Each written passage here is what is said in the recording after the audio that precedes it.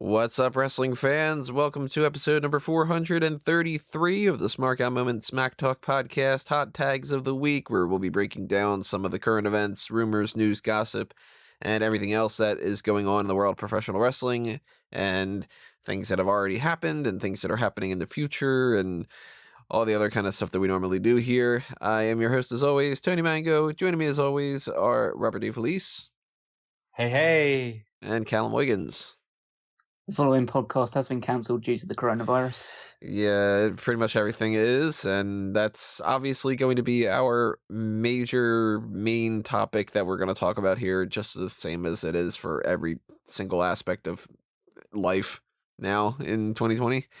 But before we even get into that, which is going to be our main topics that we talk about, there are other things that went down, and on a normal week, when this pandemic wasn't the one thing ruling everything in the entire world, we would be having discussions about the other things. So we're going to talk about those first, and then we're going to get into the deep dive of all the WrestleMania talk and all that, like the thumbnail and the headline and all that stuff suggests. But with every topic, whether it's the coronavirus stuff or it is the more lighthearted discussions, then by all means, we want to know what you guys have to say, so drop your comments below.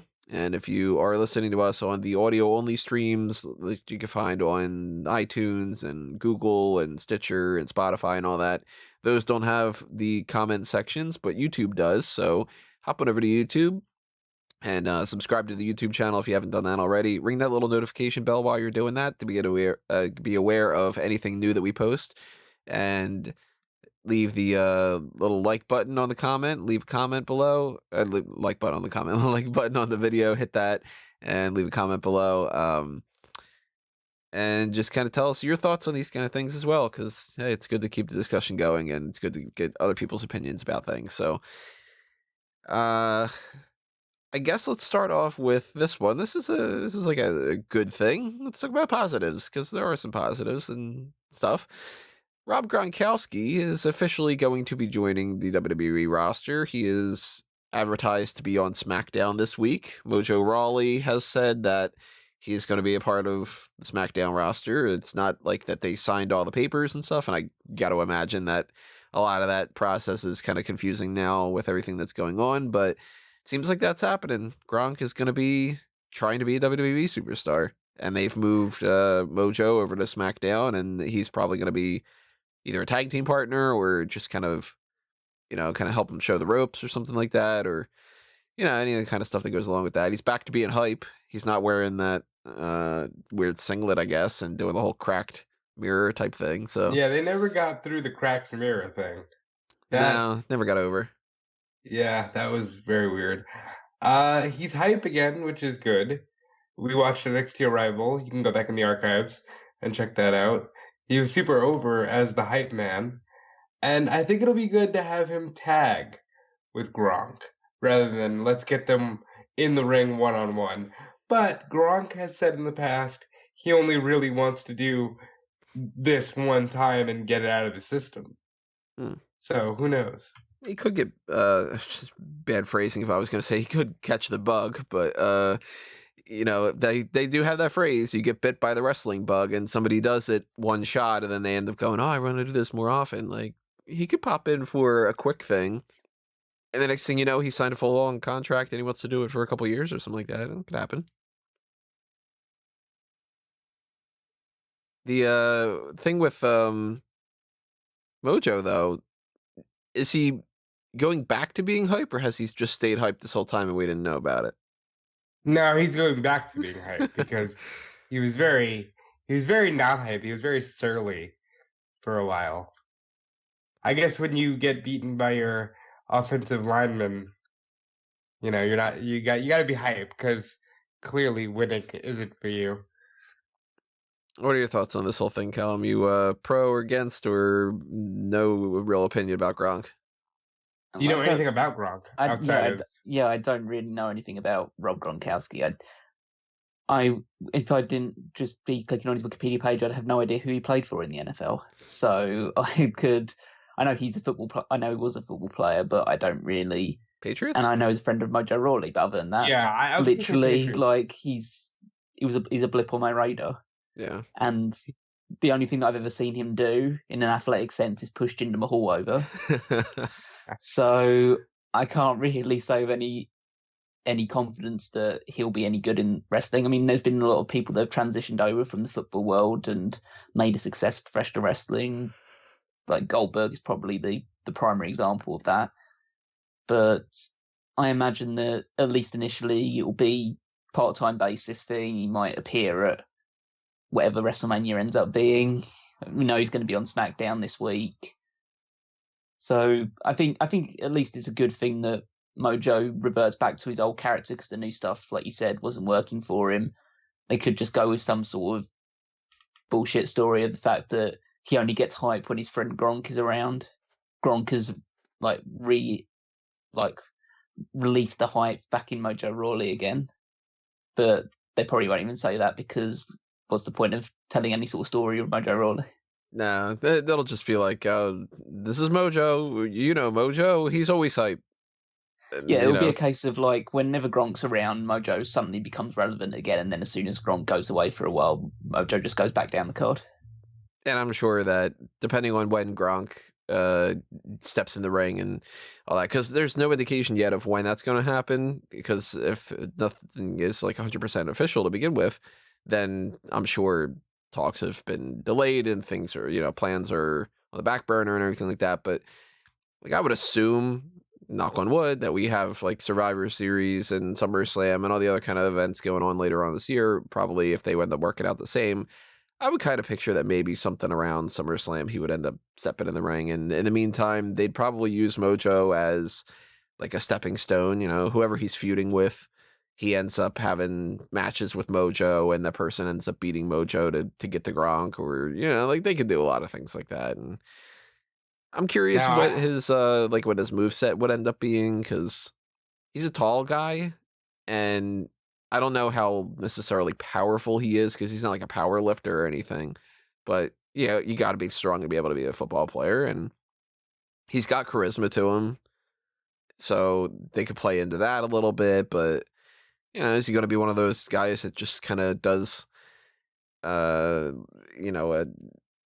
hip toss and a shoulder tackle and that, and clothesline here and there and nothing more? Or is he going to be one of those guys that's like, hey, I actually want to learn how to like grapple and whatever? You never really know how people are going to approach things. I think I want to go back to what Callum said about his one athletic moment in WWE being pushing Jinder Mahal over, because if that's his basis, then he's going to be real good at wrestling, because he pushed Jinder Mahal so over that a month later he was WWE champion. So there's some basis here for Rob Gronkowski in WWE. I mean, he doesn't carry the same sort of baggage seemingly that other like people that had spent like really long careers in football and then got over. He's in a weird situation where he's gotten a huge career and legacy behind him as a football player, but he's only 30 years old because he retired so early. So it's not like he's going to just be. He's somebody who's extremely athletic, and if he does take to wrestling and he does enjoy it, then he could have a good, solid 10+ year career out of this as well. Yeah, and he's already popular, so they already don't have to worry about trying to get him over. It's just getting him over with this crowd in particular. So that's already figured out. Which will be hard when you're carrying Mojo Rawley for probably the first at least year of his career in WWE, if it lasts that long. More importantly, this will lead to, I'm sure, Tom Brady at some WrestleMania, which will be a big payday for everybody involved. Let's talk about trademarks, or one trademark in particular. Dash Wilder trademarked yet another thing. He is one of those people that have been trademark happy lately, the past year or so. And this time around, it gives us an indication of most likely what his name's going to be when he goes to AEW. Because we've been talking about this for a while, the idea of the Revival, they're going to AEW. I mean, it's just a guarantee. And when they do, they can't use the names Dash Wilder and Scott Dawson, and they can't use the Revival. They can use plenty of other types of variations, but they can't be those actual things because WWE has those trademarks, or at least we assume that that's the case. But Dan Wheeler is his real name, and he has trademarked Cashwheeler, which is a slight variation of Dash Wilder, and I both think it makes sense and absolutely hate it. I think it will depend on what Scott Dawson's name ends up being. Because he's just gone with the name Cash because it sounds like Dash, and that's probably the reason. But it could be a case of maybe they're doing some sort of money-orientated naming scheme for them. So some money-related variation of Scott Dawson? Well, it doesn't necessarily have to be Scott Dawson, but maybe his name is Doe Dawson or whatever. I don't know, like some connotation of money or whatever as his first name. Yeah, because they did try their hand at the whole we're gonna be pretentious rich guys. Remember when they did that for about 3 weeks after they got paired with Randy? They were just like, yeah, and we spend hundreds of dollars on our morning coffee. So they had that idea. They wanted to do it. I still think Dawson ends up being Casey Anderson. Maybe they'll try to figure out a money way to do that. But Cashwheeler, it's Brief Casey Anderson. It's gonna take some time to grow on me. Wait, what did you say? Brief Casey Anderson. Stop it. I don't know. Cashwheeler to me sounds like I just picture somebody like some kind of infomercial kind of thing, like, hey everybody, I'm Cashwheeler and I'm going to tell you how to save money on your mortgage, like that kind of shit. And that could be good, maybe, I guess, but it's also just like, oh man, I don't want to think of Billy Mays Hayes or like the Slap Shop or something when I'm watching the revival, you know.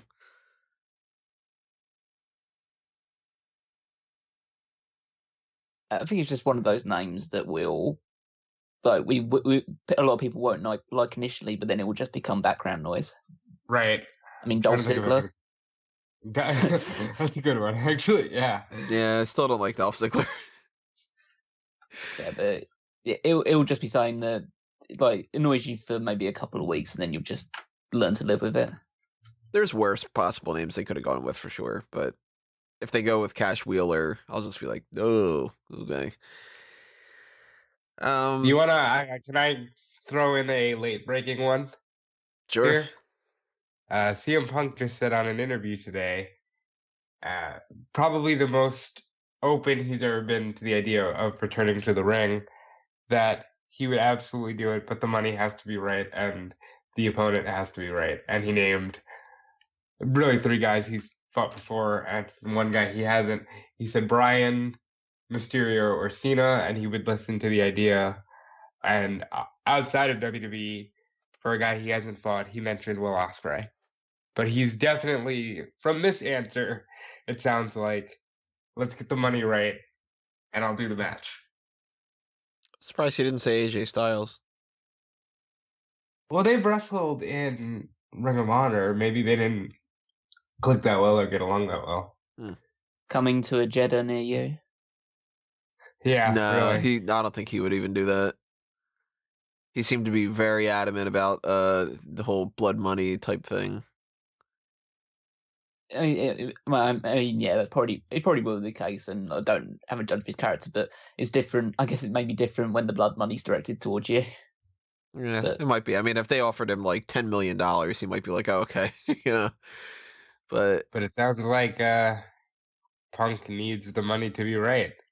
I don't know if that means he needs the money, but you know, he's open to it.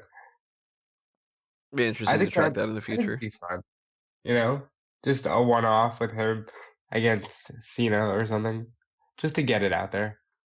I mean, we could eventually do one more match when it comes to CM Punk, but to me, I would want to see him wrestle somebody who he's already wrestled before. To me, that's kind of a waste.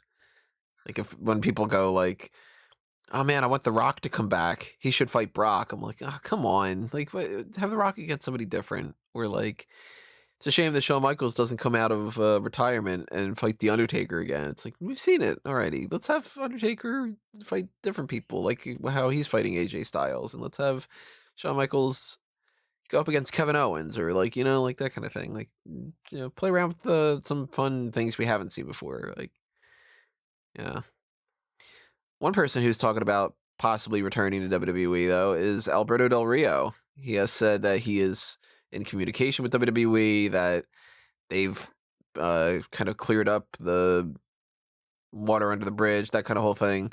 They said some things, did some things wrong. I did some things wrong, that kind of a situation. And that he's hoping, at least in his mind, or at least according to these interviews, that sometime at, later on this year or next year, that he would be back in WWE. We've heard this before and nothing's come out of it. And I'm assuming, of course, now with everything going on, that everything is up for whatever. But I've never been the biggest Alberto Del Rio fan, and I kind of hope that this doesn't necessarily happen. I don't think that we need Del Rio. Well, Del Rio really strikes me as a talker, as a guy who just says things. Oh, I'm meeting with WWE, like almost like a more successful Enzo, where he's just like, once a year he's gonna get that I'm talking with WWE story out there. It wouldn't shock me if it's completely BS, but it also wouldn't shock me if it's true. No, he does seem to at least seem to have maintained a strong relationship with Vince McMahon at the very least. Like he said that he would always speak positively with Vince McMahon during his time in WWE. And do I want Alberto Del Rio back? Not particularly. I don't think that anything that he's done during his entire run with the company beforehand was anything particularly memorable or interesting. Can I see it happen? Yeah, because they're in wrestling war. And if they don't get in, then seemingly, I don't want AEW to get him either. And I hope that AEW wouldn't. But if you're in a situation where you're just trying to get hold of the best talent available, or at least the best name talent available, Alberto Del Rio. We just lost Callum. Yeah, we did just lose Callum there. I guess I'll go ahead and read this blurb courtesy of Sean Ross South of Fightful Select. With Alberto Del Rio saying he's in talks with WWE for a 2020 run, Fightful reached out to multiple sources within the company. One source exclaimed bullshit as a response to that. Another doubled down on a statement they gave last year by saying, if Paige does nothing for WWE, she's more valuable to have around than anything he could ever do. So, Alberto Del Rio, everybody. It still wouldn't shock me if it ended up happening. We might be in a scenario where Vince is talking to Del Rio and just sort of doing that kind of thing where it's like, yeah, let's bring it back. We should we should do this, and we should figure out a plan, and you can come in and you can win the title and whatever. Like, it could be the case. I don't hope that it's the case, obviously, because I'm fine with not seeing any more Del Rio matches. I'm of the opinion, like, I can't believe I'm about to say what I'm about to say, but 10 years ago, when he came in for the first time, I was a big fan of it. I liked the gimmick. I liked him as a wrestler. When they started diluting the gimmick and they took away the car and he basically just became another lucha-style wrestler, it became very bland to me. And then when they brought him back for the Mexican America, it became even worse. And the League of Nations was what it was. But I didn't like Del Rio post the first 6 months of his run. Yeah, mid-Carter with the car and with Ricardo, that stuff wasn't bad. Once he started to be like a 6-time world champion and, their never main main eventing anything. Yeah, then I couldn't take it. Callum, we got you back for your points you were saying earlier. Nope. Okay, well, that's Cal.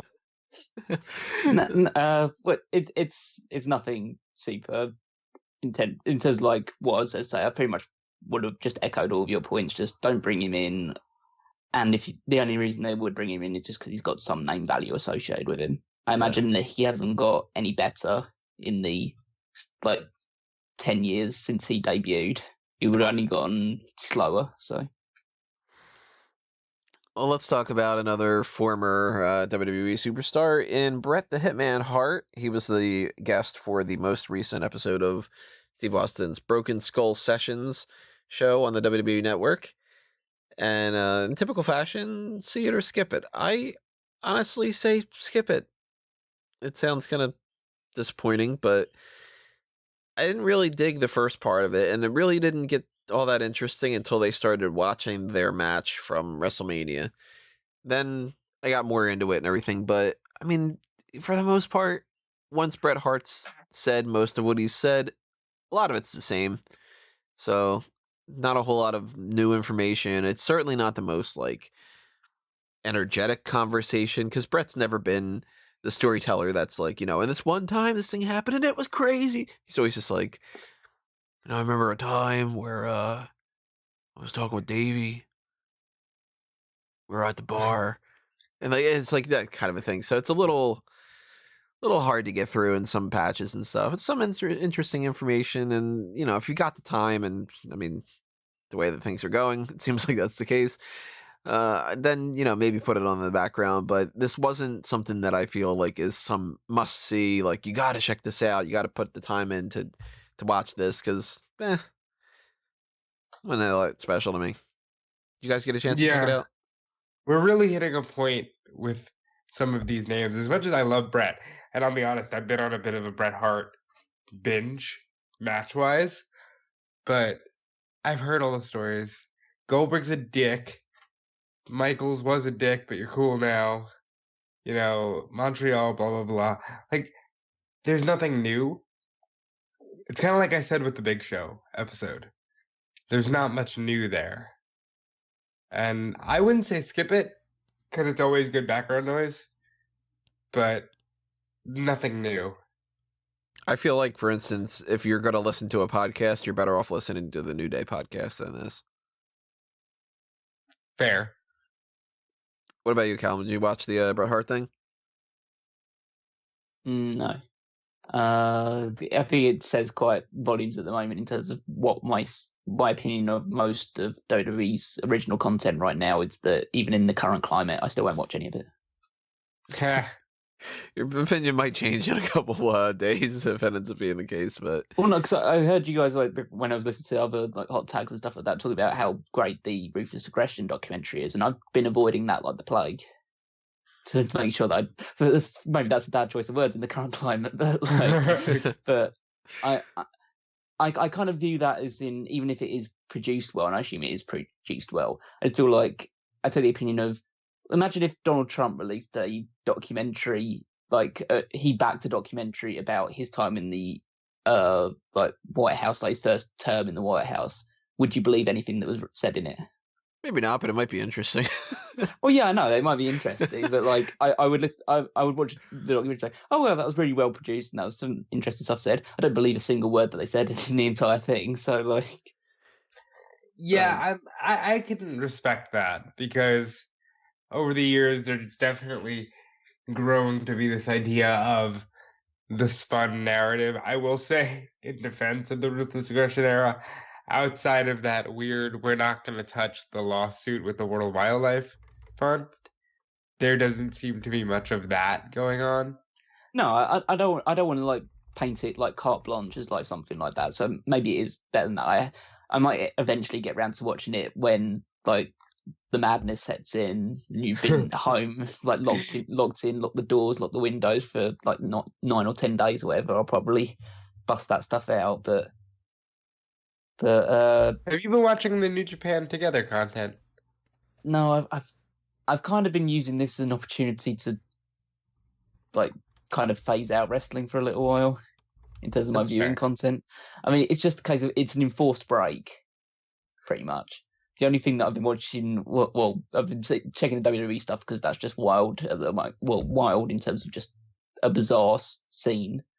But I don't know how much of that I'll keep up watching. I've seen like a few of the like. I think Wrestle Talk did a mini show on Monday, where it was like headlined by Will Ospreay against B Priestley in a 20-minute match with no fans. Yeah, was, which I heard good things about that. that was a really good match. Yeah, it was a really good match. Obviously, it's hot by the fact there's no audience reaction. But other than that, I've kind of been just not so much, not necessarily avoiding it, but not really paying as much attention as I would do if wrestling was happening more regularly. I think I've kind of just like, especially with the New Japan stuff, I'm just still pretty downhearted about the fact that New Japan Cup's not happening. So I've kind of just held back a bit, but I might go back and revisit it at some point. I do recommend, though, if you're in the kind of, I mean, let's put it this way.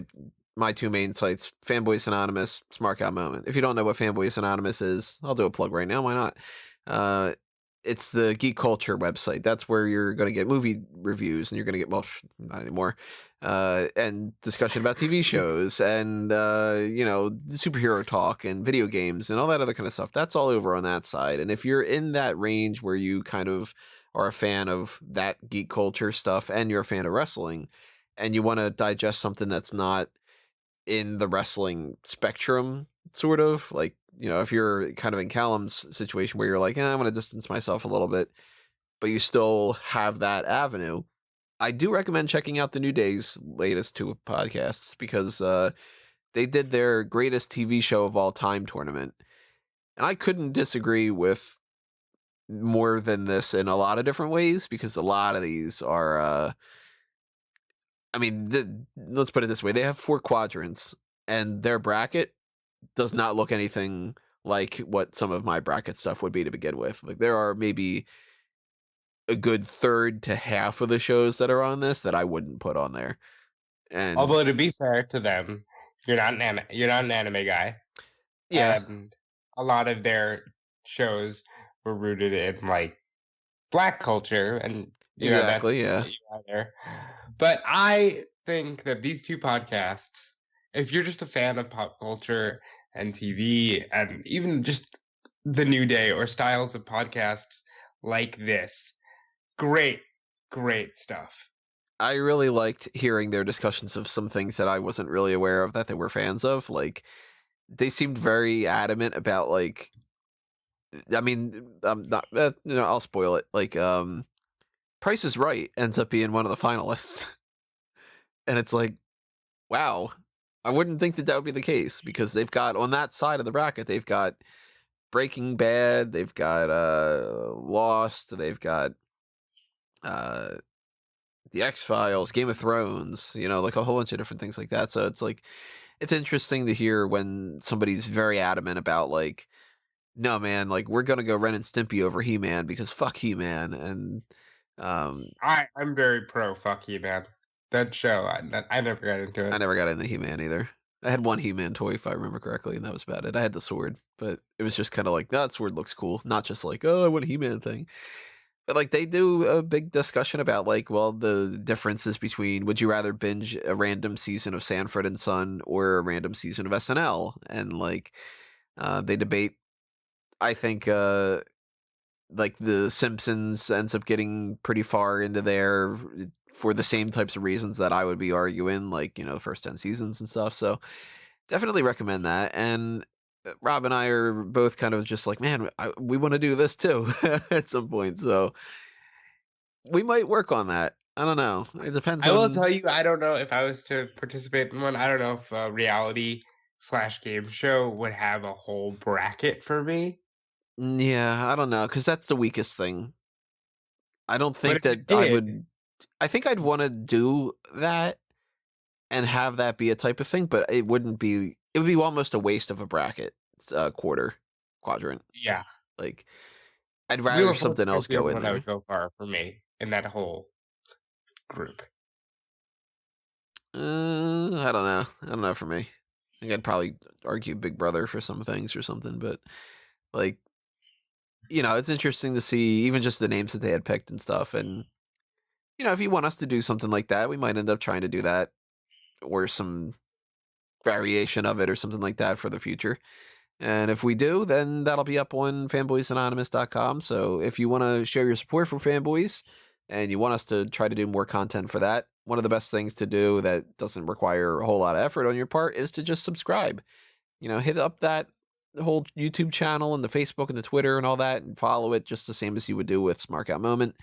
But another way that you can do that and support us is through the Patreon. And patreon.com/Fanboys Anonymous is the same kind of deal as it is with Patreon for Smark Out Moment, where if you want us to do anything in particular and you want us to kind of keep the lights on and keep going and keep providing you with more content, especially, it sounds kind of scummy to say this, but like, if we end up having a whole situation where people are quarantined and stuff like that, like I can still pump out more content for Fanboys and I can still pump out more content for Smark Out Moment. And if things are very strange and we don't know what to necessarily do, we might need people to give us some suggestions of things. So there's, the $10 and up range gives you access to Patreon exclusive episodes. We just did a bonus feature for Fanboys last night where we talked about things like video games based off of movies. We actually took quizzes online live from the recording of which Toy Story character we are.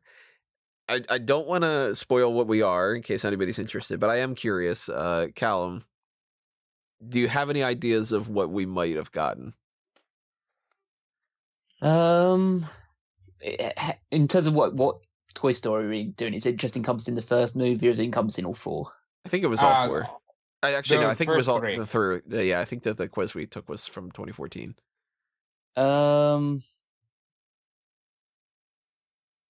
No, I'm not too certain.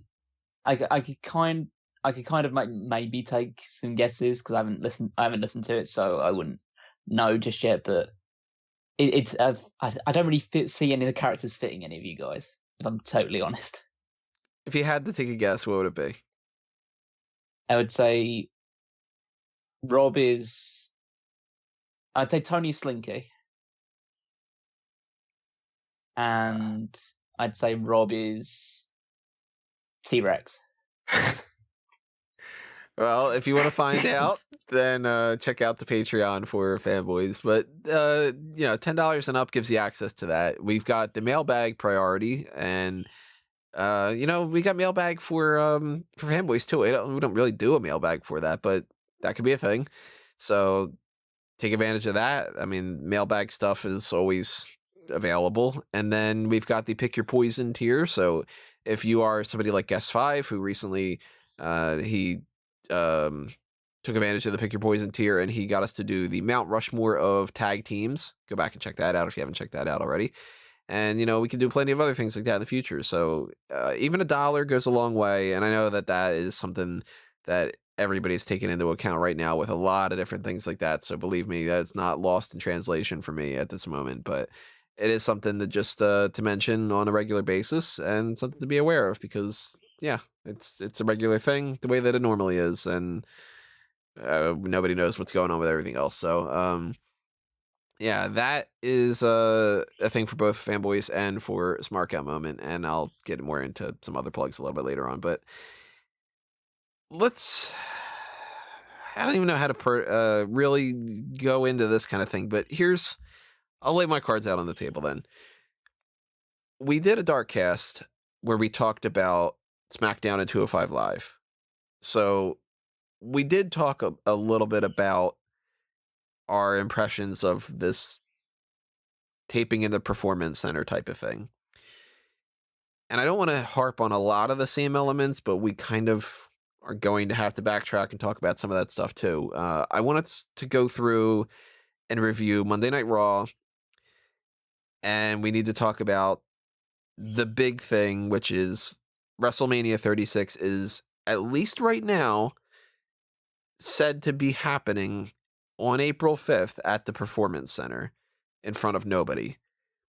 And we need to figure out what's going to happen with TakeOver Tampa, which obviously is not going to be TakeOver Tampa anymore, and the 2020 Hall of Fame. So somehow in this mix of things, we're going to be talking about all those topics and everything that goes along with that. And we're going to bounce around quite a bit. So that's why I'm throwing out the topics right now, because we're going to backtrack on some things. But I guess the simplest way for us to start this is to talk about the idea of just Monday Night Raw in its own, I guess.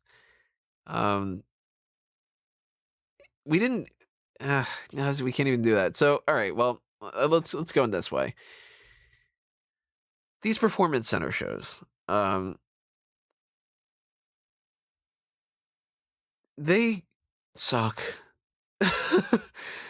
They're really, really bad, and I know that they're trying to do what they can do with what they can do, and I don't blame them on some things, but are we all in some kind of an agreement here that even though these are awful circumstances and they don't have much to work with, that they still probably could be doing a better job?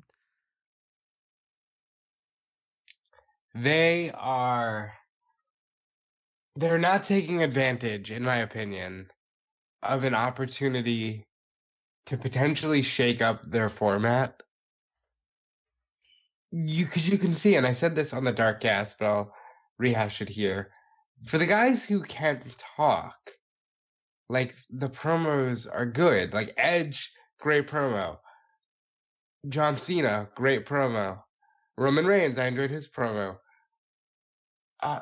Bray Wyatt, with no crowd, makes very little sense. Undertaker, with no crowd, in this environment, when you have a man attacking Mark Calloway the man, and then in front of nobody doing the weird Undertaker bits, it just comes across as an existential crisis. It's weird. I don't know. They're weird in some ways, great in others. I do enjoy being able to get through promos without having to hear like ridiculous fan chants, but the matches themselves come across as nightmares. Callum, what have your thoughts been? You haven't been checking this out the same kind of way, but have you watched them? I have watched them, yeah. What are you thinking? I don't want to say that I expect any better from these shows because it's absolutely horrible circumstances. I know we've gotten used to the concepts of WWE working best with their back against the wall, but this is their back, and basically their entire body is through the wall at this point. And I don't want to say, oh, these shows are terrible and they should be doing a lot better with circumstances, because frankly, I don't know if they could do any better with circumstances. I don't know how well they can utilize the performance center for it. Could they come up with some more creative ideas to go forward? Yeah, but maybe in a couple of weeks' time, when they've had a chance to maybe think about how they're going to best utilize the space, because frankly, they're going to have to get used to it for a while. So I don't know if we'll see, because AEW are going to be doing shows in front of no crowd in a while, so we'll see how they do it and if they come across the same issues. But I don't want to be overly critical about it. At the same time, I don't enjoy these shows. Yeah. But I don't think realistically, I think that the only thing they can do, and obviously they've got WrestleMania lined up for April 5th still, so they're still going to be doing the build up to it. But I almost feel like after April 5th, you just do clip shows. You just build shows around old matches from the past and stuff like that, and do like almost a history type thing. Maybe just do something along the lines of wrestlers. Every week you do a show that's built around a wrestler's greatest matches, or something like that, or someone from your current roster, and just do a interviews with them, like some sort of like mini documentary about them, and then a number of their like best matches in their career. Instead, that would be more entertaining, I feel like, than just watching a group of wrestlers in dead silence, talking to a crowd, still doing this. I think that maybe the biggest issue of the entire thing is they're sticking too much, like Rob said, they're sticking too much to their format, and it just doesn't work for a no audience environment. Like having Charlie Caruso backstage interviewing Kevin Owens, it's like, why do you need Charlie Caruso backstage interviewing at this point in time? Also, that stuff drives me crazy.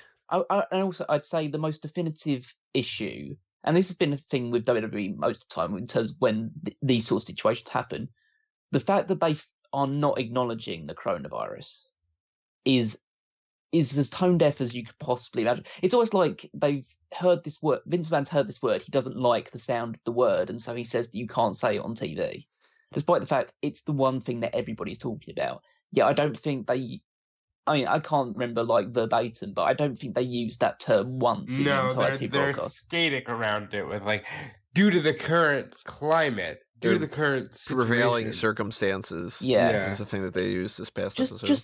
Just say it's about the coronavirus. I mean, what it makes it seem. This is again one of the overarching issues with WWE's program in general is the fact that nobody sounds natural and nobody sounds like how normal people would talk, because nobody else outside of WWE is saying, "Oh, we're struggling with the prevailing circumstances that are happening around here." No, they're saying coronavirus or COVID-19 or whatever you want to call it. Say what it actually is.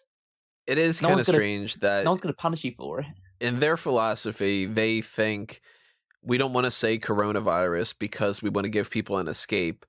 And then we're going to say, due to the current climate of all the shit that's happening or whatever, here's the show. Are you ready for it? And then it's a blank thing. And it's like, okay, that's not an escape. That's just like depressing. And it's Small not detail. Something... Triple H opening SmackDown was a lot better than just diving into the intro of Raw and then having Phillips, Saxton, and Lawler. Oh my God, we're at. I was like, wow.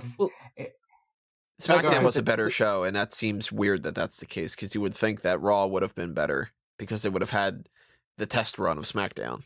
Well, I mean, that's the interesting thing about it, is it depends on taste, really, because SmackDown, I mean, they both had significant portions of the show dedicated to footage from recent pay-per-view events.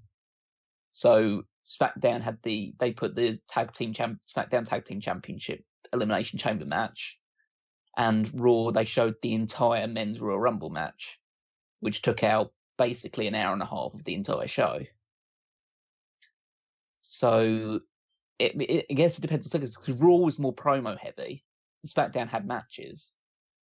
And for some people, I assume the SmackDown, the matches performed in front of dead silence pretty much were a bit more disconcerting than the promo stuff. Because I thought, at the very least, the Edge promo at the start was actually enhanced by the fact there wasn't a crowd. I agree. The other ones, I'm not in as agreement with. I don't think anything at all has been better in any capacity. It's not better. Wrestling is something that needs a crowd. Yeah.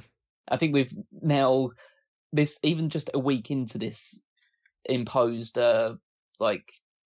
separate isolation from like actual venues, we've come to realize the crowd is probably the most important aspect of any wrestling show. Well, there's a lot of elements that we can talk about here, and we did talk about some of these before, but now some things have changed and some things have gotten worse and some things have not progressed and all that. So forgive us if we are repeating some of the same things here, but like one of the things I want to talk about are the reruns. They did do the whole tag team elimination chamber match. They did do the whole men's Royal Rumble match. I'm assuming that that's going to continue going forward, and I can't imagine that that's really good in a lot of ways, but I also can't imagine that they have a whole lot of other options because, like, I get it.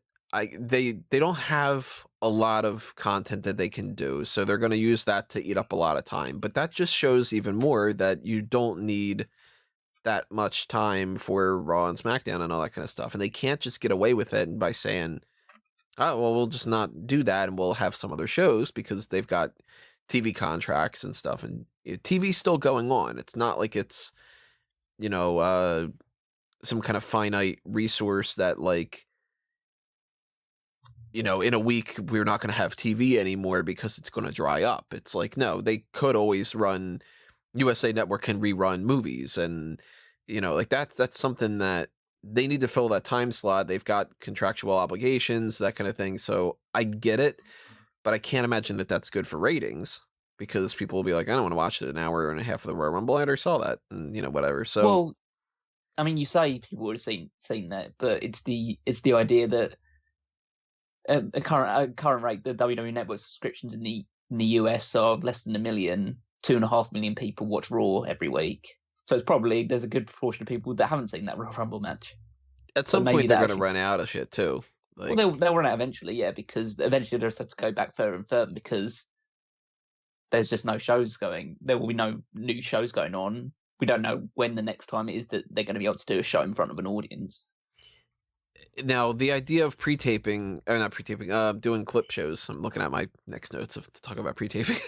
A clip show thing, I don't think could do great ratings, but they're probably not super worried about ratings right now. They're worried about plenty of other things and stuff too. But a clip show can be good if they do it in certain ways. And in the grand scheme of things, I would have been okay with 316 Day being a clip show of Austin moments and stuff. To be perfectly honest, I wouldn't have watched it, but it would have made sense, you know? And if they do themed things coming up over the next bunch of weeks, I don't think you're going to hear me complaining a lot about it. I mean, I'm not going to enjoy it. I'm not going to enjoy typing out like they reran this and they redid this and whatever. And that's going to be kind of a slog to get through, but not everything's, we're not farting out rainbows here. So, I don't know why I use that phrase. I've used that phrase so much over the years, and I don't know where the hell I picked that up from. Who's farting out rainbows? Where did I? I don't know, man. But anyway, like, if they were to do stuff like that, and if they were to do something like, for instance, heading into WrestleMania, if they were going to go like, well, over the course of the next couple of weeks, we're going to do a series of like looking back at the best WrestleMania matches of all time. Okay, like I can understand, and I don't blame them for it, but I don't like the way that they're going about doing things where it's like, let's do this hour-long chunk on the inside, and then we're going to wait and have people do a live thing that happens here. I don't understand why they're doing live stuff to begin with. And I wrote up a whole article about this on Bleacher Report. You can check it out. Some of it's not actually on there. Their inclination of like live is the best way to. Like they keep wanting to do live stuff, and I keep thinking pre-taping is the way to go. And to kind of sum up my article in quick fashion, the way I see it is this: pre-taping stuff gives you the option of editing better, so you can not only make sure that things look better, but you can do retakes. So that's something that's a luxury that they don't normally have. If they wanted to, they could have, say, the Rey Mysterio and Andrade match. That was the only match that happened this week on Raw. Was Rey Mysterio versus Andrade, which of course I was like, oh my god, when Rey Mysterio came out, I'm like, don't tell me it's Rey Mysterio and Humberto Carrillo against Andrade and Angel Garza. I would have strangled myself. But like that match, like what was the purpose of doing that live? There's no live crowd. Nothing needs to be live. Nobody's going to spoil anything. And if somebody does spoil something, then by all means, get rid of that person because they're going against your company and breaching their contract. And then if you can pre-tape stuff ahead of time, you can pre-tape multiple weeks worth of content at any time of the week. You can have Becky Lynch come do her whole shtick with the big rig thing on a Tuesday morning. Like right now, it's when we're recording this podcast, it's 4:30 on Tuesday afternoon. Right now, they could be filming stuff for SmackDown. Why don't they do that? Edge had to drive 17 hours to get to Raw to do a live promo? What the fuck for? He could do that at any time. I hope that when he was there, they had him film whatever other shit he needed to do, and then he could go the fuck home. Like, what if they had him flat out tape the match? Yeah, do it. Like, there's no reason not to. If they can get people to come in one time to do all their things that they can do, and then they can stay at home, it's not only better for the editing purposes, for the shows themselves, and for the wrestlers, because you can do things like that you can't normally do in front of a crowd. You can have people go, oh, I botched that move. Let me go redo that again. And all you do is you just cut the camera angle, and then you splice it together. And you redo it. You do retakes. If somebody's cutting a promo and they flub their lines, Just go, yeah, you know what? I want another take. The way that you do with movies. This is a rare opportunity for them to be able to make the product look as pristine as possible in these circumstances. And there's no drawback to it because there's no live crowd that you are playing to, and the spoilers are not a thing you have to worry about. It's safer for people because then somebody doesn't have to keep coming in. You can record everything that Kevin Owens needs to do and then tell him for the next 3 weeks, stay home. I don't understand it. I think it's because let's not shit on WWE here. AEW is doing it too. For whatever reason, they're going to keep the blood and guts match, which is going to be very weird in front of nobody next week. They are actually keeping it? I thought the rumor was that they were going to just hold off on it. Well, they are doing Dynamite and they're having people plug March 25th still. It's very strange. Like, I know wrestling doesn't have an off season, but would it be the worst thing if like you just gave yourself a forced off season? Even that though, I mean, like if you pre-tape it, you can have an off season and you can have content. But I'm saying, are they really going to continue this after Mania? Or do you just do, ladies and gentlemen, we got through WrestleMania. The next time we see you, the venue will be in a venue that's full. I mean, I'm sure that they don't know. Yeah, that's the thing. They're just working probably day to day at the moment. It's even hour to hour, maybe. Like, yeah, I don't fault a lot of the workers and stuff. Like, I don't want any of this criticism to come off as me being like, oh, WWE sucks and they don't know what they're doing. It's like, no, but it's just a matter of, to me, if I were working for the company and I had a voice that they would listen to, I would be like, can we please pre-tape? It's not only safer for everybody, like, it makes more sense as far as schedules. Like Paige wasn't able to come to SmackDown. She couldn't do the whole traveling thing. But maybe she could come to SmackDown Wednesday morning or Friday afternoon. Like, it can either of you guys think of any positive that there is to doing things live and having to do that live? The pig-headed, well, we kept going to entertain you is the only thing I can think of for the reasoning being why they would do it live.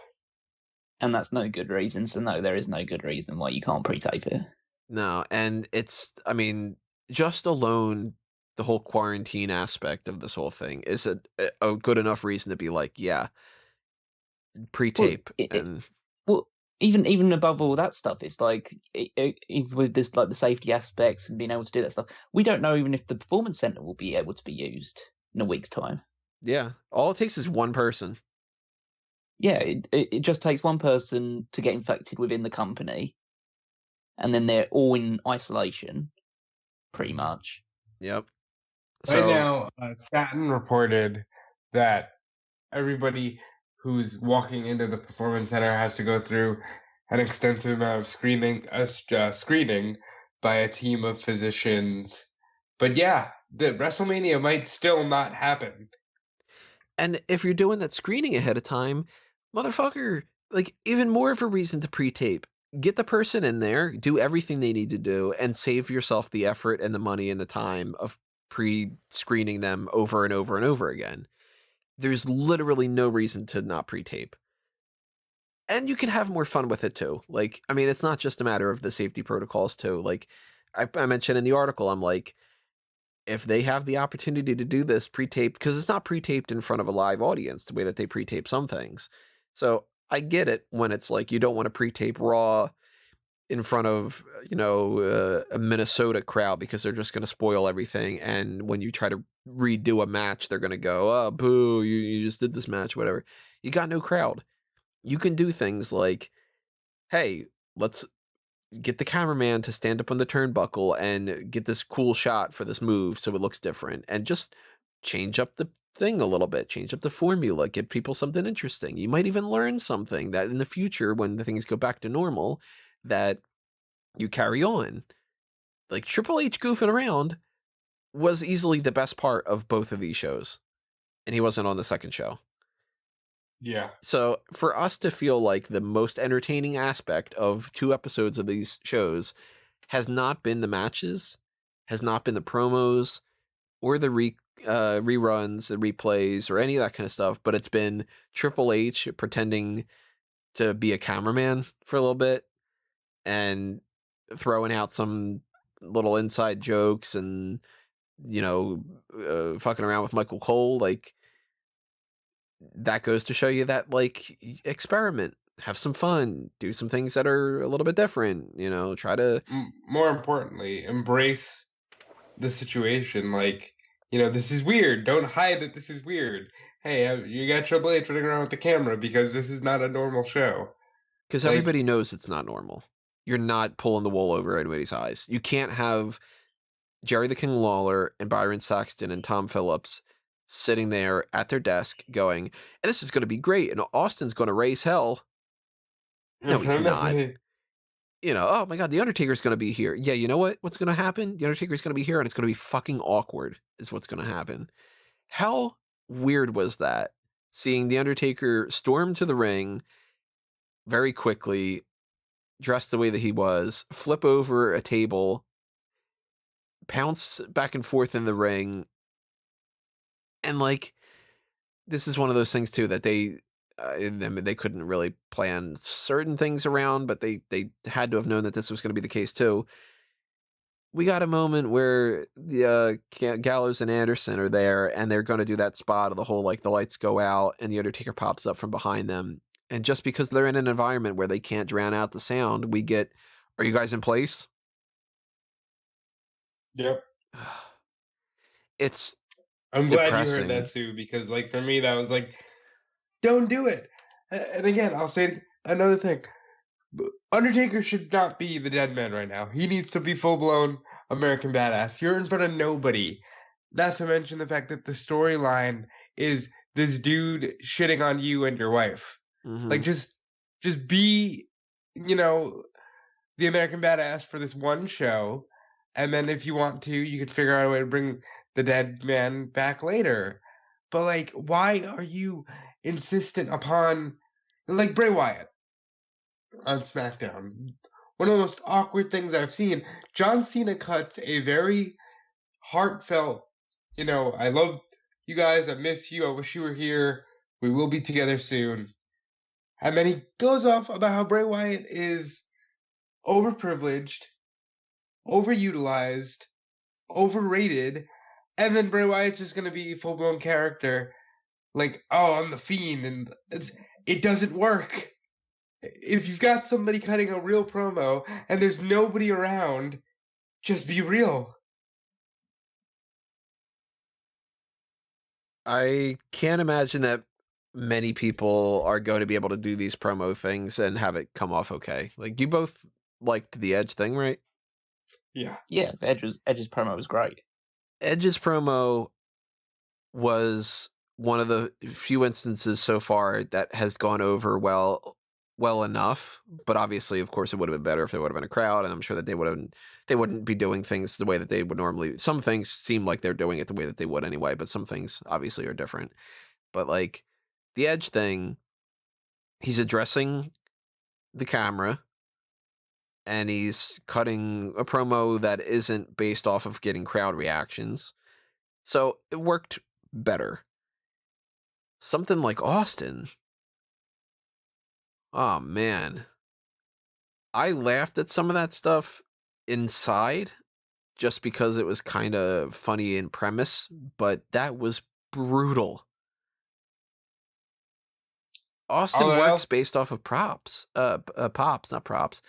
And, like, the crowd would have been laughing, obviously, if that would have been the case, and they would have done, I'm sure, some different things and stuff, but, like, having him tell jokes to nobody might have been the worst possible thing that they could have done with Austin. top-notch moment in the life of Byron Saxton, I'm sure, though.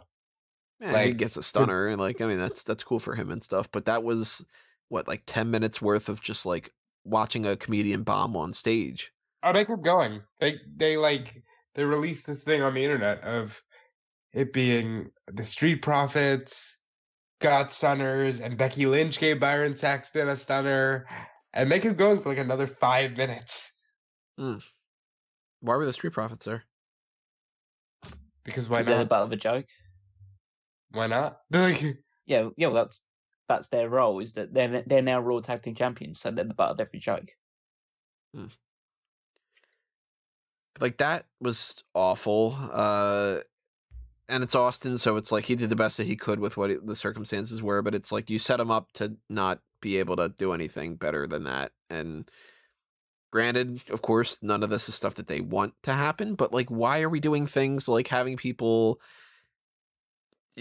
Callum mentioned before, Charlie Caruso is backstage with Kevin Owens, so he could say that he challenges Seth Rollins to a match at the Performance Center. Motherfucker, you can't challenge him to a match anywhere else, so why are you even bothering with that? I get the idea that you're trying to make it seem like this is a good place for it to go down, and I admire the effort, but like, why are you backstage with Charlie Caruso? Why aren't you in the middle of the fucking ring? Like, who booked that?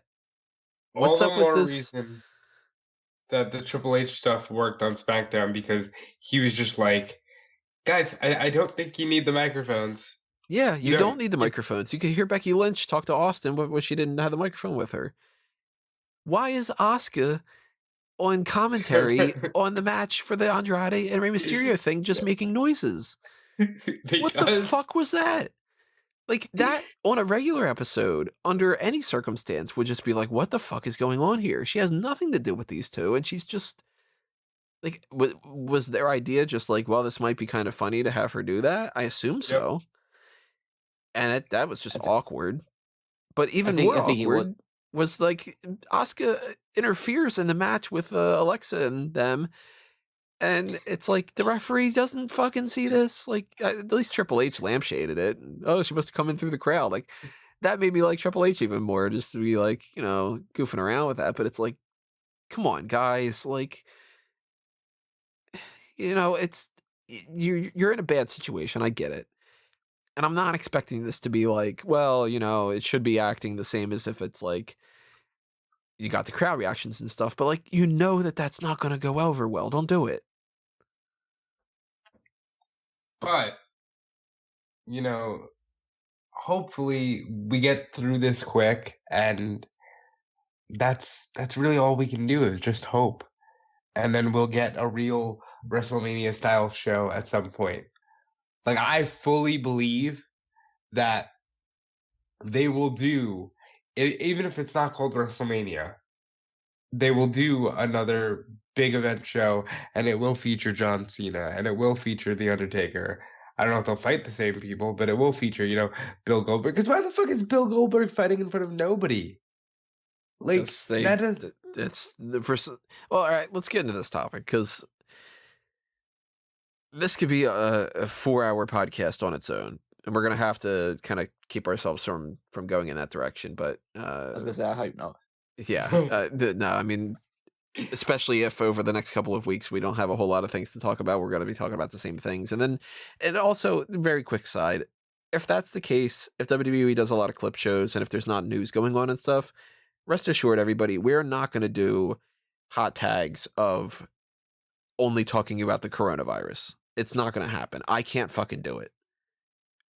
Either we will do no hot tags because there's no news and just do other types of podcasty things, or we'll do just, goofy oddball type stuff. We'll play the game, we'll do superstar scores, we'll go back and we'll do the first episode of Miss the Smark. Like, we'll play around with that kind of stuff. Believe me, I do not want to be talking about the coronavirus for every frigging podcast and every article for 5 months or some kind of crazy thing and stuff. It's going to drive me crazy. But when it comes to this discussion, this is something we're going to talk about for the next couple of weeks because things can change. And the idea of WrestleMania is continuing. It's happening at the Performance Center. At least that's what they're claiming right now. We don't know in what capacity. We don't know all of that other kind of stuff. There's so much to unpack here. And I guess the first question they ask is just yay or nay. No, they shouldn't be doing this. I don't think that they should either. As much as I don't like the idea that I would be losing out on some money of like, people aren't clicking on WrestleMania and stuff, I can't imagine that this is going to go well. I'm hoping that what Dave Meltzer said on Wrestling Observer Radio is true, and that Vince is just like, let's just do Mania, because if we can't do a show until November, then what do we do? And maybe it's just like, let's just get through Mania and we'll figure it out. And like maybe they do say we're gonna take a hiatus. No, like it shouldn't be happening, but they do lots of things that shouldn't be done. Like that's always been their MO.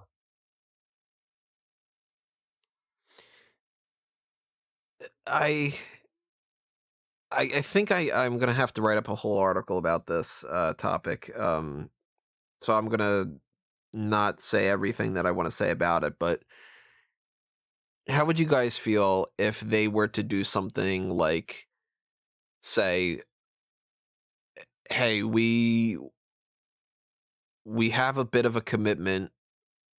Actually, let's preface this with this: WWE would never be this transparent.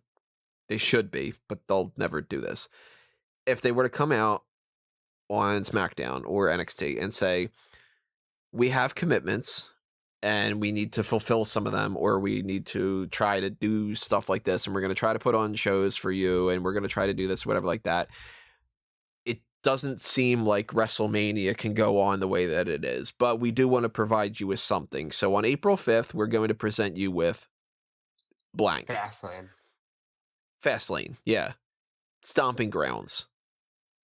Shit, that's the perfect name for it, Stomping Grounds. It's the Stomping Grounds is Performance Center. It works with the freaking term. And just say, we're going to give you a show. It's going to happen at the Performance Center. Matches are going to be a different type of thing. We're going to try to make it special. It's not going to be WrestleMania. WrestleMania is postponed. But we're going to give you something on April 5th. Do you guys think that would be a better way to go about things? I feel like the best thing to do would be to keep everybody home, unless you were smart enough to pre-tape everything you're doing. Well, we already went through that. They should pre-tape everything. I'm just saying, I want to be clear that would be my first choice. But I do feel like that would be the best way. And then hold WrestleMania in a different time. And there's this rumor going around of like a June 7th show at MSG being potentially branded WrestleMania. And what a perfect venue and time to do the WWE spin of, sometimes it takes grim circumstances to make you realize you need to go home again. So we're going to present WrestleMania from our home in Madison Square. Like, that is more WWE than we're going to do it from the Performance Center in front of nobody. Deal with it. Well, let's put a pin in the MSG thing. I definitely want to talk about that. But what do you think about the whole idea of doing a show that's not called WrestleMania, so we don't get, because let's be honest, I do it and other people do it too. So it's not like I'm saying just people and I'm not guilty of it. People will look at a WrestleMania in the Performance Center and go, worst WrestleMania of all time. And they'll tie the name into it, and they'll say, well, it's not a WrestleMania moment. Oh, that person won, but they didn't win at a WrestleMania. Like, the name means something to people. Just the same as we have people that argue it's not the main event if it's not the last thing. And, like, so it's like, how do you feel about that? Like, would that bug you, Callum, if they were like, we're going to present to you on April 5th a show. It's not going to be called WrestleMania, but it's going to be called Backlash or whatever? Not particularly. Because even though I know, like you say, the name WrestleMania does have equity attached to it, and so it is seen as like the big special event of the year. The fact of the matter is they can't undo it now. They've been building towards WrestleMania. They can't just renaming it something else doesn't mean that it's still not going to be WrestleMania in a lot of people's eyes. This is what WrestleMania was supposed to be. Just completely changed due to unforeseen circumstances. I feel like they could potentially do that if they didn't do those matches. But and they that will seems kind of strange. I mean, they're going to have to do these matches. These are the ones they've been building up to. They can't postpone those for however many months they need to do for it. Well, there is this rumor about Madison Square Garden, and if that's June, and we don't know what this whole circumstance is going to be. I mean, we don't know if this is going to be one of those things where 6 weeks from now things seem like they're much better and we can go back to normal, or if this is going to be the type of thing like alluded to earlier where it's November and we're still not sure what's going on. But this rumor is weird. It's I don't know if I buy much into it, but it makes sense too. It's this idea that WWE has an insurance policy put out on WrestleMania, and that the game plan, this is devious, but it makes fucking sense. That's what gets me on this. That the game plan is that they are announcing that WrestleMania is going to take place on April 5th at the Performance Center, and that they're going to present as much evidence as possible to say that they cannot do this event without having more than 50 people, so that it will be shut down and they'll be able to collect on the insurance. That makes sense to me. And if that's the case, WWE would be able to announce WrestleMania has been canceled by outside factors. It's not that we're not giving it to you, it's that we're not allowed to. And they save face. Do they have insurance on the Hall of Fame and TakeOver as well? Because maybe they're just collecting on that and not doing that for Mania so they can present something to the public. What do you mean not doing that for Mania? Not... I think it's just a pride. It's just... Yeah, like not, cashing in on Mania's insurance. I don't know, because... They can't even... They won't even... Go ahead. I was going to say, he can't even... I just think with Vince McMahon, he just can't conceive the idea of even postponing it. It's like, this is the thing that happens. This is the time of year this happens. We're going to follow through. And I feel like, I don't think he's doing it for negative means. It's pride based, but I don't think it's a negative pride thing. It's him wanting to deliver for the fans because the fans are expecting WrestleMania and they're expecting it on April 5th. So you think that's what at least his mindset will be? You think his philosophy is, let's try to figure it out, and worst case scenario, it sucks and we'll move on and we'll just do a better one next year, that type of thing? Yeah, I mean, his philosophy is from what I've gathered from like learning about like Vince McMahon and stuff like that, his philosophy is you can't promise something to the crowd and then not deliver on it. Even though WWE has made a habit of doing that every now and again, but it's the idea of he's advertised WrestleMania on April 5th, and I can imagine him sitting there just saying, God damn it, we're going to have WrestleMania on April 5th, and come hell or high water. So that's his attitude towards it. And I think they're going to try and spin this into being obviously a WrestleMania that's come in very difficult circumstances, but it's something that they can look back on and say, we at least got it done. That will be that type of spin they'll put on it. I am adamant that I feel, even if it's a pre-tape, and it should be, because I don't think he should be in the middle of the ring, Vince needs to open up this WrestleMania from the Performance Center. Vince absolutely has to be a part of something here. Yeah. It should be. Well, fundamentally, I'll just put my cards on the table here. I don't think WrestleMania is happening on April 5th. What do you think is going to end up happening instead? The show will just be cancelled. Are you expecting it to be Mania canceled or Mania and all Raw and SmackDowns and stuff? I'm expecting a situation that they won't be able to access the Performance Center at some point. I And wouldn't be shocked.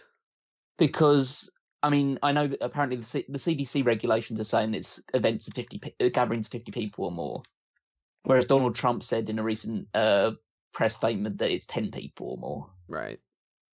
So, do you go with did the CDC change their tack to go with what Trump said, or does Trump have to, or does it stick to the 50 people for now? Because apparently that's the main reason why the UFC's cancelled their events, is because they were more than happy to run events with the 50 people, but because Trump said 10, that's why they've cancelled their events. If it's 10 people, you can't do WrestleMania with just 10 people in the building at one time. No. I mean, and that's another thing too, is you can't do that, especially live. Because you need people to run the live broadcast feed and stuff, and it's like all the more reason that you can't do that stuff. And I mean, like fundamentally, like how do you do certain things with only 50 people? You can't do the Andre Giant Battle Royal, the Women's Battle Royal. They're completely gone. That's another whole thing, is what matches do we get? Because they're acting like this shit's just like, oh, let's do Kevin Owens and Seth Rollins, let's do Edge and Orton in a last man standing match, which is like, oh my god, how can you do a last man standing match in here? Like it's gonna be terrible. Don't do it. Like it's just kind of like, you can't do those battle royals. This whole heavy machinery and Otis and whatever, Ziggler, that kind of thing. Like, they can't do that with no crowd. They can't do. We don't know what's happening with the Hall of Fame and TakeOver. Right now, there are rumors that TakeOver might happen as that episode of NXT, or it might be canceled outright. I don't know how they would cancel that kind of a thing, because it's not the same as WrestleMania, where they could get away with doing that as part of NXT if they can record NXT. But the Hall of Fame, for instance, like, you can't have people gathering, getting all dressed up and doing the Hall of Fame speeches in front of a crowd, because you can't have a crowd. And how depressing is it if they have, like, the Bella Twins go up to a podium and read a statement to an empty seated performance center, and then they just walk off stage, and there's no point in getting dressed up at that point. There's no point, whatever. Like, you just don't do it. It's even more dangerous for them. Yeah, that they shouldn't even be going there to begin with, because they're pregnant. Yeah. So that's another thing too. But there are rumors now, and it's Georgia Smith had tweeted this out, that maybe what WWE is going to do is, if they are able to get things back on track and we have SummerSlam, that they can move the Hall of Fame to SummerSlam. Now that seems like a pretty decent idea to me. I think what ends up happening, we get WrestleMania from the Performance Center, unless, like, they just find a way that nobody can enter the Performance Center even. TakeOver Tampa becomes what would have been a Tampa house show, now becomes a TakeOver. And they'll do it on, like, a Sunday, a random Sunday. And then the Hall of Fame happens at SummerSlam. And then we do it all again next year. I think the give back is that Cena's at SummerSlam, Goldberg's at SummerSlam, Undertaker is at SummerSlam, if not Survivor Series. Because they have to perform in front of people.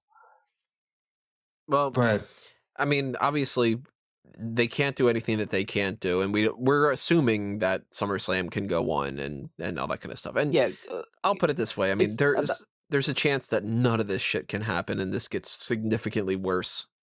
In 3 days from now, we could be talking about, like, oh, we're fucked. Well, that's yeah.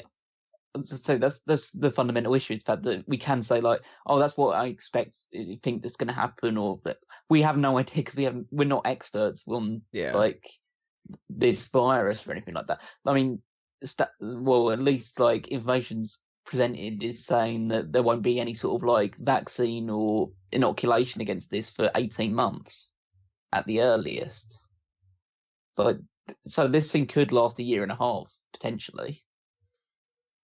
I know yesterday Trump said Not only did he make the whole no gatherings of more than 10, but he said, we're talking July or August at the earliest.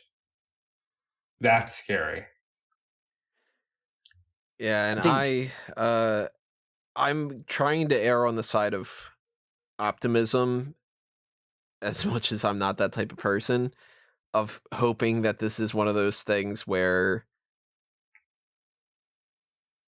5 weeks from now we get some kind of thing where it's like, okay, things can start going back to normal or something. But I mean, I would ideally like to be in that situation where like I can be optimistic about it as well, but I don't know enough to be optimistic about it.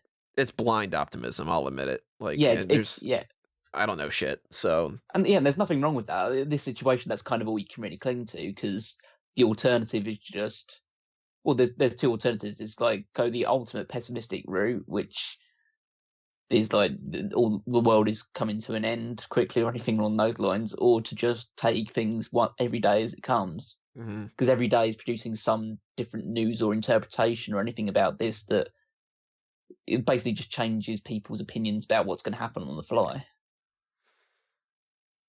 I do think that there's a chance if things don't get worse from where they are right now. Like if this has been a plateau, and it's highly doubtly that that's the case, I think that what we get is they stubbornly go through with WrestleMania. They do it at the Performance Center. We don't get as many matches as we would have because they can't do a 7-hour show.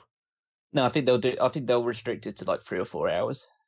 I think they're going to only do the big matches. And that means that like that Otis thing just doesn't happen. It happens on just a random episode of SmackDown, really. Yeah, just a SmackDown thing. That means no Raw tag team titles, no SmackDown tag team titles, no Intercontinental title, no women's tag. Like the Daniel Bryan and Sami Zayn thing that they seem to be building up a little bit. That'll just be on an episode of SmackDown. Because it's not even like the people can complain that they're missing out on the WrestleMania moment. There is no WrestleMania moment. And although officially the history books would say things like Drew McIntyre defeated Brock Lesnar to win the title on WrestleMania, quote unquote, there's always going to be an asterisk to everything. Nothing is ever going to be looking at this WrestleMania as being WrestleMania. It's not going to be. And that's something that's unavoidable to a certain extent. So I guess they do what they got to do, and all the more reason that they should pre-tape. I do hope that they're pre-taping.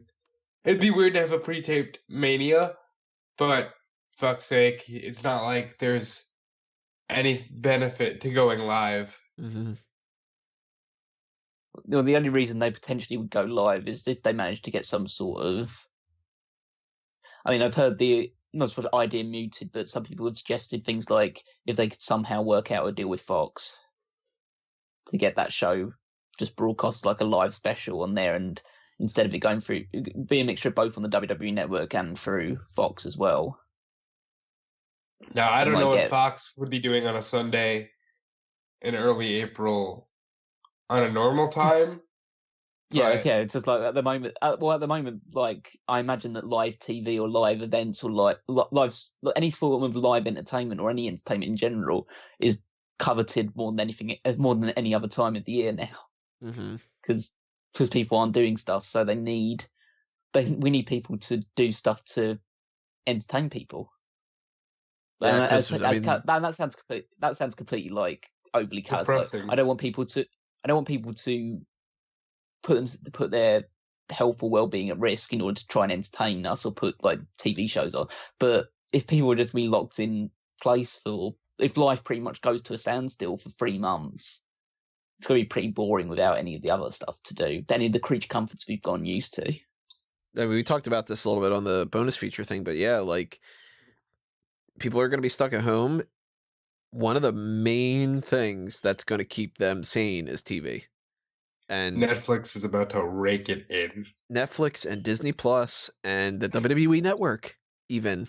Like, there are people that are unsubscribed to the WWE Network right now that if this goes on for a month or 2 or 3 or 5 or 8 or whatever, they're going to end up picking that back up.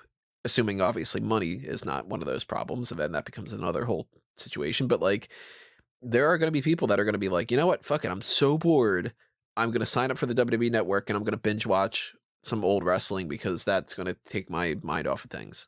And we mentioned before that, like, on that podcast that Rob and I did last night, YouTube is going to be like, people are going to be like, I'm going to do more YouTube stuff, and I'm going to watch more YouTube, and I'm going to do this. And you're going to have kids at home that are going to be like driving you crazy. So you're going to just slap on the Disney Plus stuff and be like, watch Aladdin, like, so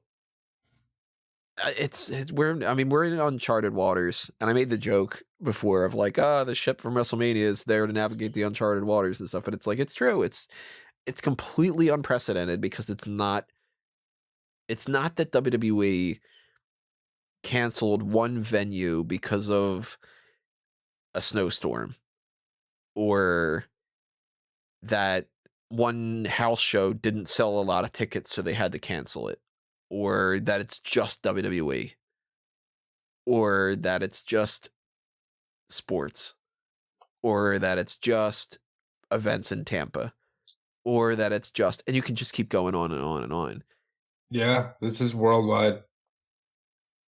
Completely unknown, worldwide, affects every single person, because there's not a single person that doesn't get affected by this. Even if you work a job that you're still going to, you're affected because of the grocery stores. You're affected because of the other people that you come in contact with. It's absolutely insane.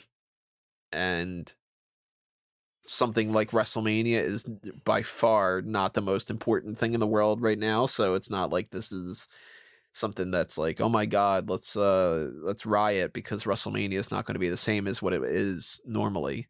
There are much more pressing matters than that.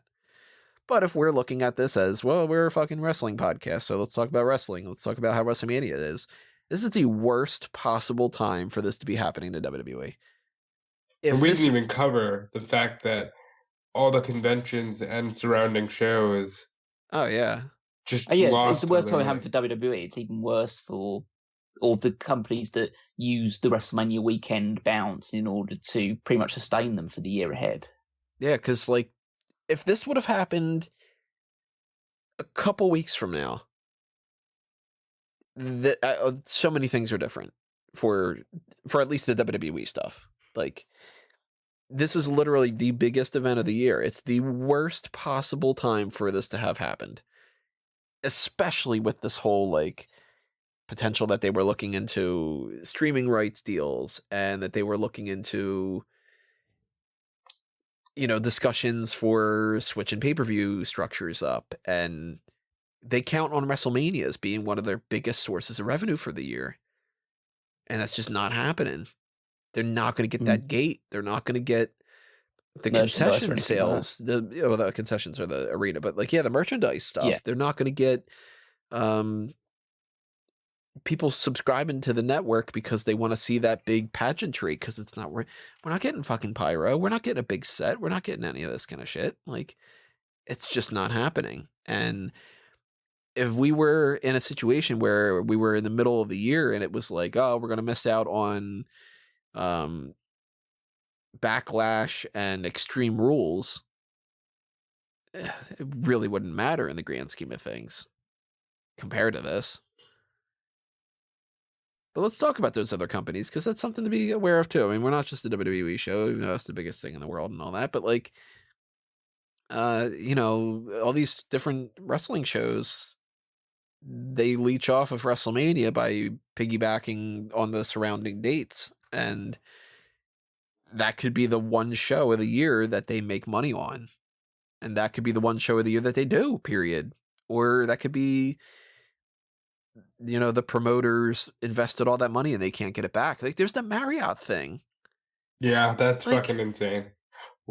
Give me a fucking break. I don't think anything comes of that other than once the national or the global Marriott people get a hold of this, they're going to tear that regional manager to shit for embarrassing their brand like that. But there is the Marriott thing where WrestleCon because WWE canceled and it wasn't a forced shutdown, they're like, no, WrestleCon can still occur legally. You owe us over $114,000, and like that would bankrupt High Spots, which is a huge source of indie entertainment and shoot interviews and all of that. So that's 100% Marriott saying, we know you're not going to make money on this, but we don't want to lose your deposit and all that. Like, we would rather you do your show and not be able to have a single person come in so we get paid. And that's shitty. It's shitty, it's greedy, it's bad practice. It's the type of thing that, they would lose out on all that money, but everybody's going to lose out on money. It's not like WrestleCon's pulling out to go to another area. It's like, you got to kind of understand that a little bit too. And they're making Marriott look bad. But then again, of course, the people with Marriott, they're probably sitting there thinking, oh, nobody's paying fucking attention to this. Yeah, And they're this is going to blow over. People go to the Marriott hotel in a year, like that kind of thing. Like, yeah, but for now they might lose business, and more importantly, whoever sent that email is going to lose their job, even if it's just as a scapegoat.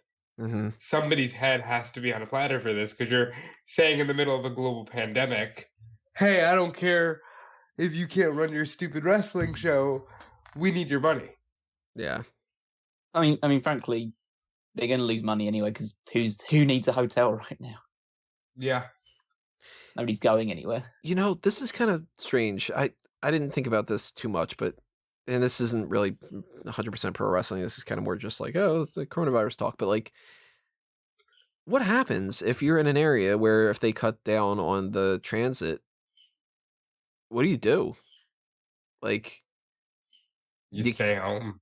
Well, I mean, if you're in an area where you aren't home, you stay. I guess it's time to, grow together as a society, because you're gonna have to find somewhere to stay. It'll probably just come down to like you'd have to just talk to your embassy about that and hope that they can do something for you. I mean, like, I know that there's people from other countries that are in other countries, and that whole thing became like, I'm sure that's significantly harder and stuff. But I'm maybe even thinking of the idea of like, if somebody were to be like, hey, I'm going to travel down to Tampa a couple weeks ahead of time and, be in Florida for WrestleMania for the month leading up to that. If they were like, I normally live in Wyoming and I'm going to do that or something. And then they're like, fuck, I can't take like a plane, or I can't do this, or like, I wonder how that works with like hotel stuff, because you can't just be like, all right, I guess I'll live in this hotel for the next 5 months. Like they can't afford that. And I don't know. The only thing I can think of is, hopefully, you can reach out to people. Social media is a powerful tool. If you're going for an event, or we're going for an event, you could probably make connections that way, and, just try to rely on your fellow man. Under no other circumstances would I suggest ever relying on your fellow man, but that's an extreme case where you might have to. Absolutely insane, scary, crazy, chaotic times that we're in right now. And the more time that passes, the more it's like, yeah, I would rather suffer through the bunch of people who would say, yeah, all you pussies got scared about nothing, and have it be over in 3 weeks, than to really take a deep dive into what this might mean. Because in New York, all the bars are closed, all the movies are closed, everything's closed. If New York is shut down, that leaves no hope for a city like, Salt Lake City, Utah. They're not doing much of anything right now. Even here in Tampa, everything's just shutting down. What do you do? At some point, do you have Paul Heyman cut a promo that every city's shutting down except for Suplex City? I can see that idea has at least been tossed out. It's the type of dumb fucking wrestling thing that would be like, oh, god damn it. But I would pitch it, So and that's no prediction, that's a spoiler. Right, like, just, oh god. I hope you could spoil what the coronavirus will do as well. So, just let us know what we're coming up to expect. Okay, if Brock Lesnar could kill the coronavirus, then I'd be a fan of his for life. Like he could wrestle like 5-minute matches, like 2-minute matches on every show. He can kill Ricochet as many times as he wants to. He could be permanent WWE champion and never show up, and I'd be like, all right, you did us a favor. Yeah, exactly. In Brock we trust, that kind of thing.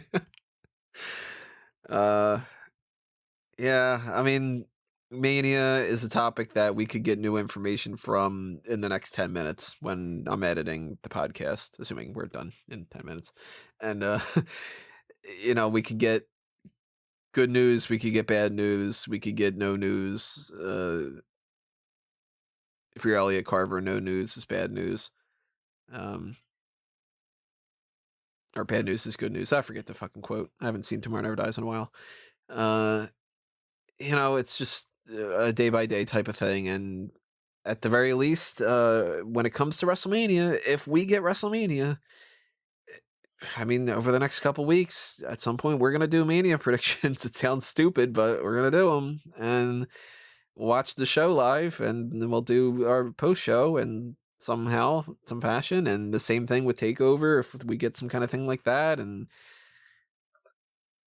I'm going to kind of put it out there that I don't think that we're going to do Wrestling with the Past Hall of Fame.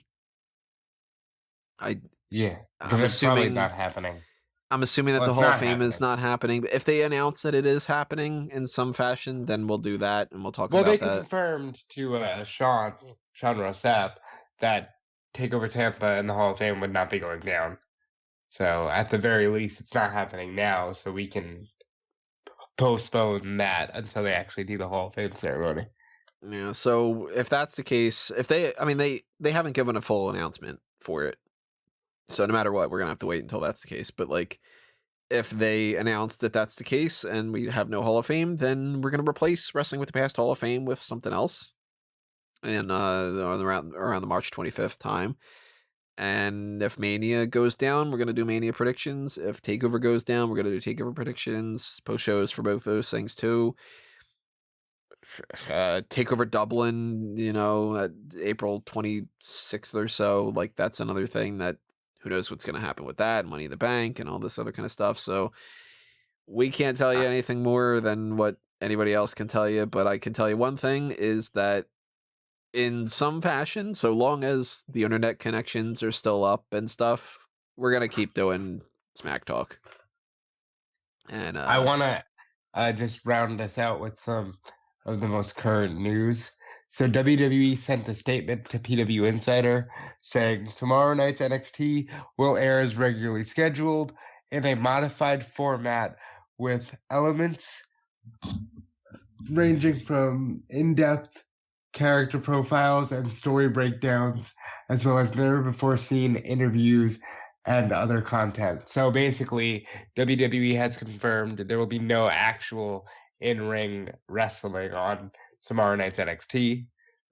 I also want to clip show. I also just want to throw this out there. I know it's only Ring of Honor, but Ring of Honor has canceled all events through the end of May. So there's that.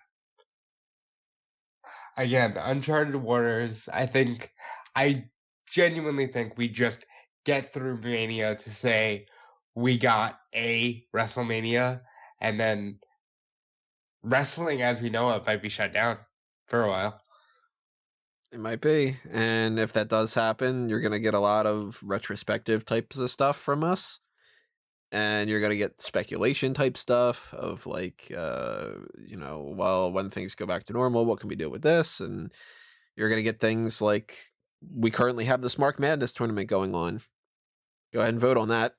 Maybe we'll do, maybe next week, maybe we'll be in a situation where it's like, crap, we have nothing to talk about. Let's talk about how that's progressing so far. Like, we'll figure out ways to have content for you guys, even if it ends up being that we do fan outs tables of old events and we do, we bring back different segments. We do split crowd. Maybe we do, I don't know. It's all going to be up in the air. But if Mania does go on, we will do Mania predictions. We will do a Mania post show.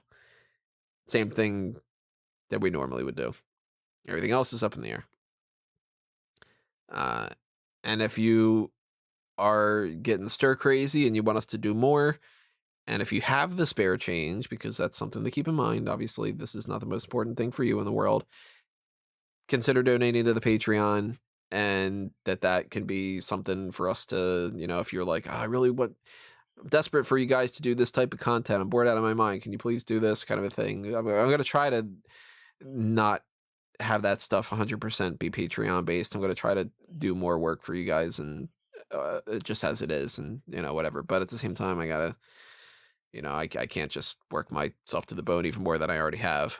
But I don't know. I'm trying to figure out a good way to do that. And one thing I'm trying to figure out too, I don't know when I'm going to figure it out. If I'm going to figure it out, I want to try to get something going where we can do live YouTube stuff.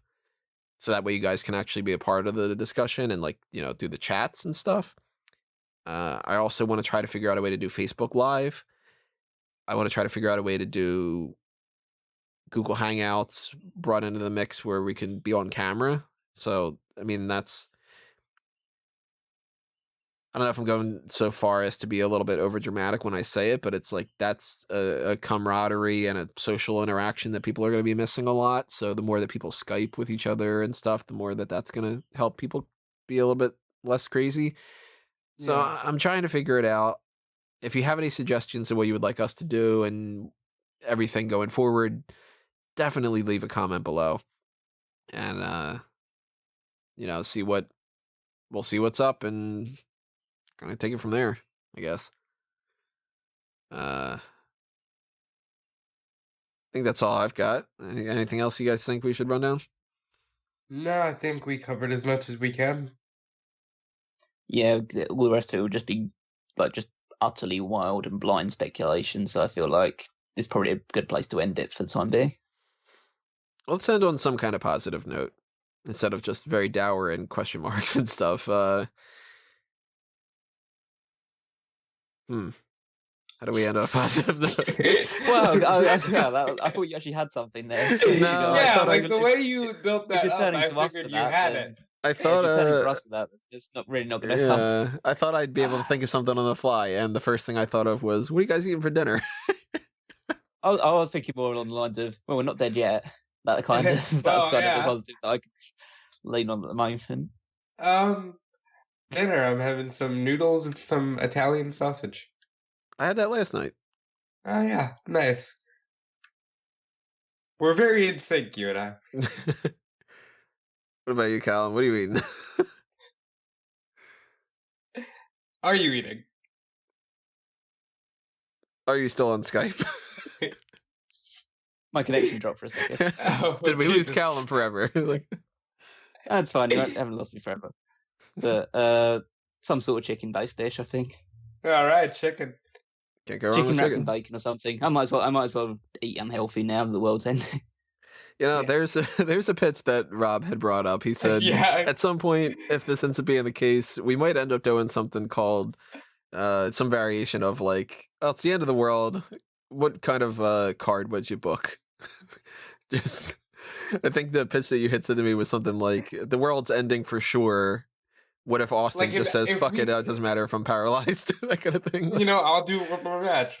It doesn't matter. Nothing matters. You can't get mad about storyline build. What matches would you book? There might be a fantasy booking that we do the coming weeks, especially if we end up getting stir crazy. And we might do more dark casts and stuff. Rob and I are awake at late nights, late in the night.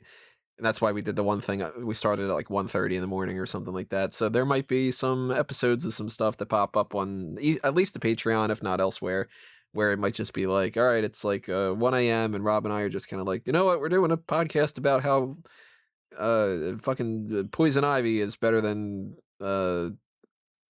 Catwoman, or totally not true, but maybe we do some kind of a random content like that over the next few weeks, I'm sure. There at some point we're going to end up diving into the WWE network and doing some kind of weird thing. We're gonna do a Wrestling is 2020 if we're just like that's oh my god. We have to at some point next year when hopefully all this stuff has blown over many months from now. Just be like, hey, remember that thing that happened in like you know, knock on wood, the idea of like, remember that thing that happened for like 3 weeks in March and that was it? Wrestling is 2020. What would you have done with WrestleMania back then if you knew what you knew now, where April 10th everything would be fine? Like, you know what I mean? Like, I don't expect that to be the case, but yeah, we'll play it by ear. And if you play it by ear, one thing you can play for your ear is us.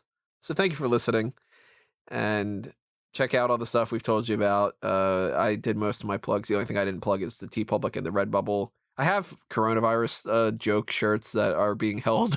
I think it's because they're just like, fuck you, you should not be making money off of this kind of thing. And admittedly, it's kind of a scumbag joke, but I think some of them are kind of funny. So it's like, I'll go to hell anyway, I'm sure, for many other reasons. But you follow Smark Out Moment at Smark Out Moment. Follow Fanboys Anonymous all over the place as well. Follow me at A Mango Tree, at Tony Mango. If I'm getting a little bit more stir crazy, I'll probably tweet more, and that might not be a good thing. But I did post the fucking Steiner math version of the wash your hands thing because I just got an inspiration to do that. That's my plugs out of the way. These guys have plugs as well, though. Callum?